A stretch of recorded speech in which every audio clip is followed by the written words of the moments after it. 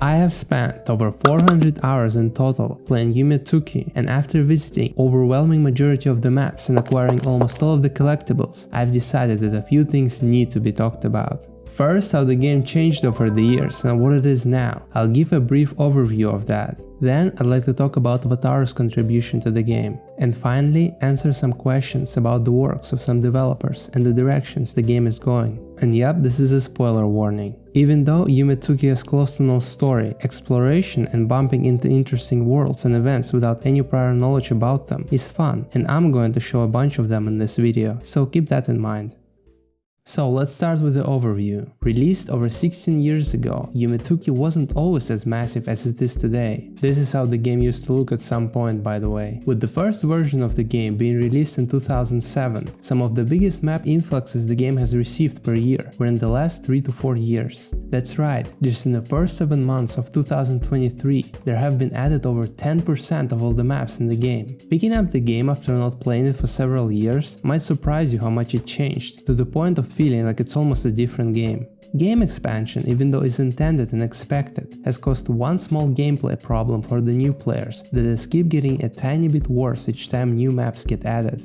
I'm talking about all the effects being placed in older maps. Going through Yume for the first time at this point feels like a lot of the effects are just in one section of the game. So if you wander into a corner of the game with more recent maps, you might look around for hours without finding a single effect. At first I thought it would be a good idea to rearrange the effects placements, but then I realized that maybe there's something to them being in their legacy spots. It serves as a reminder of what the game used to be in its earlier years, and I think it's great that people have to visit the maps of the creators who were working in this amazing freeware before it became what it is now, as like some sort of acknowledgement of their effort. And it's incredible that after being out for so long, Yume is still getting a decent amount of new players and receiving some of the biggest patches ever. But what exactly about the 16-year-old walking simulator that draws people in? If you don't mind pixel visuals, Yume has great variety of very well made beautiful maps. The art style range from abstract to very comprehensive with lots of details. Along with the music, majority of the maps create particular moods and atmospheres, some of which are very memorable, invoking many different feelings, from ethereal to uncanny, from tense to just silly, and many others. The exploration aspect is also a lot of fun. Unless you're extensively using the guides, it's very hard to guess to what kind of world each entrance leads. Even though made in RPG Maker 2000, majority of the game's visuals do not look outdated at all.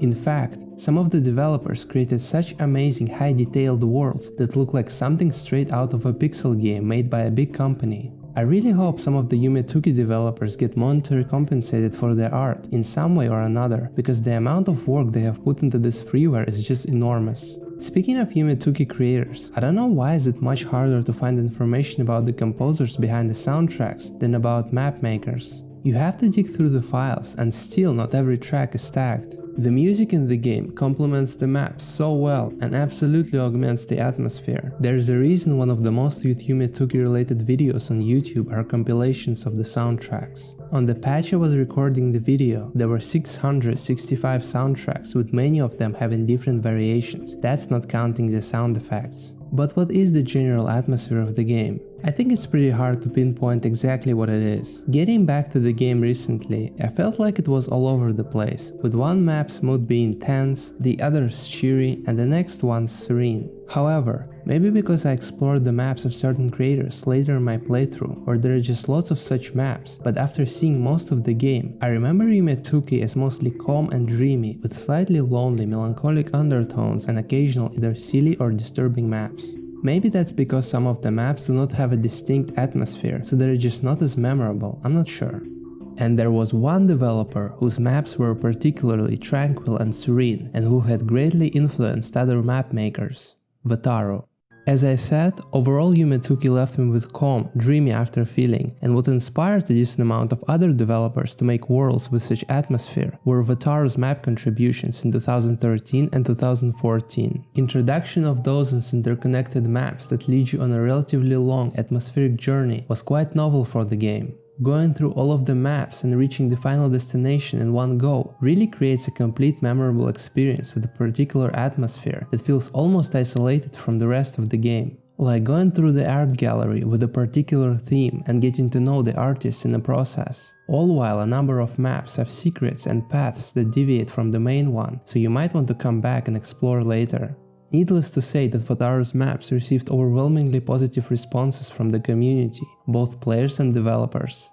Wataru's route was very fresh for the game, almost like a separate short fan game within Tsuki. Prior to Wataru's contribution, a lot of the connected maps were quite different in atmosphere and visual style. I can't with certainty attribute this to Wataru's contribution alone, but it seems like after it, many future map makers changed the way they approach their works. Instead of making individual maps that could be placed anywhere in the game, some developers started focusing on creating a batch of maps with shared tone and atmosphere that were supposed to be experienced together. This began pivoting the game from being somewhat of a mishmash of maps being put together to also having small parts of the game dedicated to particular developers' works. Routes is what they are usually called. You can more or less tell what the route is going to be like from its beginning, but I think it would be fair to not mention that other developers also made several different maps and put them together before Wataru. However, in my opinion, even though some of those older connected worlds are great, I didn't feel like they maintained similar atmosphere to each other, so I think going through them apart from each other wouldn't take away from the experience, unlike with some of the later maps that have shared themes. Going through them in particular order might augment the overall experience. Carving out small corners of the game for their maps with their styles helps developers to get recognized by the players more. I don't know whether it's the best way to approach map development or not, but I think it's a little bit sad that very talented map makers who focus on individual maps are not as known by the players, just because their worlds kind of fused together. As the game expanded and more new developers contributed maps with different structures and art styles, some questions started to become more prevalent in the community, and now I'd like to try to tackle them. First, a question for 100 Yume. Do I think Yume Tsuki needs a shift in art style and every map maker should strive to make high detailed maps, for example like QXY and Morivo? Definitely no. Ultimately, it's up to developers to decide, but I think that one of the core principles of the game is variety. Whether the maps are more abstract or extremely high detailed, important thing is to express whatever is supposed to be expressed, and which art style fits the best for that is up to each map maker. Obviously, I'd like to see some effort to be put into maps, regardless of their art style. Expressing something through dozens of absolutely empty maps might be too out there even for me. The next question. What exactly should the map quality threshold be before it just won't be approved for the addition? For example, can there be hundreds of worlds with just one solid color as the background? Well, usually a fan game player has some expectations from the exploration. If the world is mostly empty, it should appease with its art style or atmosphere, and if the map is not that pretty, it should maybe have an event, unique NPC, secret room, or at least lead to a more interesting world. The frustration usually arises when players feel like they're going from one average-looking repetitive half-empty world to another with no reward in the form of an event, high-quality map, or something else. However, you only find such maps tedious and unenjoyable if you dislike the art style and the general feeling that they give off. If the style of the maps is right up your alley, then you wouldn't mind their size or their amount, the lack of events, or repeating sprites. I really like some of the worlds that are minimalistic in visual style. Sometimes, sprite colors and music chosen by the developer is enough to create cool and unique atmosphere. So far, I don't think game developers would allow to add completely empty worlds, but I do wonder what exactly is the line that map maker has to cross for the map to become invalid.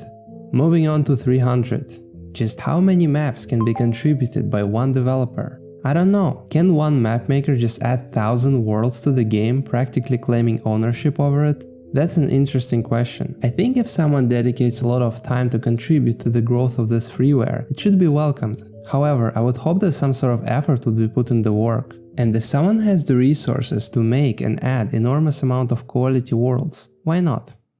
Should the very puzzle-focused maps be in Yume Tsuki at all? Well, actually I'm not quite sure. Here's why. Well, right now I don't think such maps are a problem at all, because there are just not a lot of them. If the game starts to get more and more puzzle-focused maps, I might start to feel different about them. I personally think that fan games should have the minimum amount of conventional puzzles. At the end of the day, it's a walking simulator, where you explore and collect effects, and I think the puzzles should revolve around just that, like where to walk or maybe what effect to use to progress. When puzzles become more conventional, it sets a little bit different tone for me. The focus kind of shifts from exploration to solving riddles. And again, developers might disagree, but that's just how I feel. A 500 Yume question. Do I think it's okay for the game that some developers have extremely obscure conditions to enter some of the worlds that are also not allowed to be published on external sources? Yes, absolutely. And again, going back to variety being one of the main concepts of the game, I don't think any of the players are entitled to visit all of the worlds. It's developers who make the game, and if some of them want to mystify their maps, why not? You can just not engage with their works. Players are not restricted from completing the game or getting the collectibles. And even if they were, the developers set rules for the game. Even if overwhelming majority of the worlds in a game had extremely hard conditions to get into, that's fine. I don't know if the game would have many players at that point, if any, but that would be the product the developers have decided to put out. If you don't like the game's rules, don't play it. So yeah, write in the comments if you agree or disagree with something I've said. I'm planning to do at least one more Yume video, so if you liked this one, stick around. Thanks for watching. See ya!